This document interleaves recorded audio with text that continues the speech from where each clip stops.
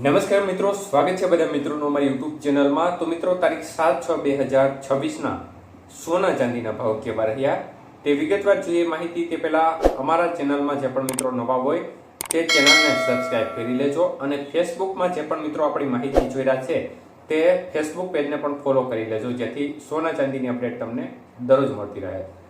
તો ચાંદીના ભાવ જોઈએ તો 1 ગ્રામ ચાંદી આજે 265 રૂપિયા, 8 ગ્રામ ચાંદી 2120 રૂપિયા, 10 ગ્રામ ચાંદી 2650 રૂપિયા, 100 ગ્રામ ચાંદી 26500 રૂપિયા અને 1 કિલો ચાંદી 2,65,000 રૂપિયા સુધીના ભાવ રહ્યા હતા।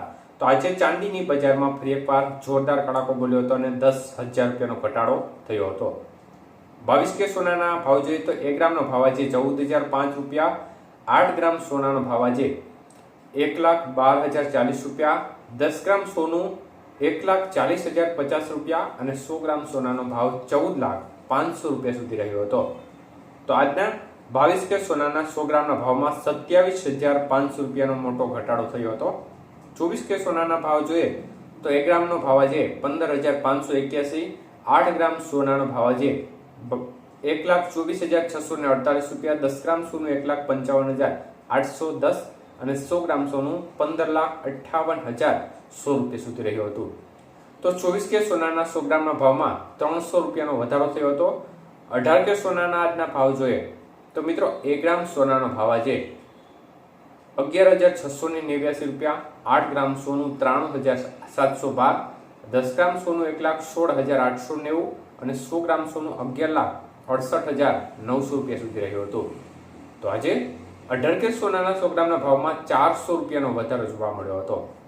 મિત્રો, બજારની સ્થિતિ આમ જોવા જઈએ તો આજે ચાંદીની બજાર અને સોનાની બજારમાં 22 કે સોનાના ભાવમાં જબરજસ્ત કડાકો જોવા મળી રહ્યો છે। જોકે 24 કેરેટ અને 18 કે સોનાના ભાવમાં ખૂબ જ ના બરાબર આજે વધારો થયો છે, મતલબ કે 300-400 રૂપિયાનો સામાન્ય વધારો ખાસ કરીને 100 ગ્રામ સોનાના ભાવમાં થયો છે।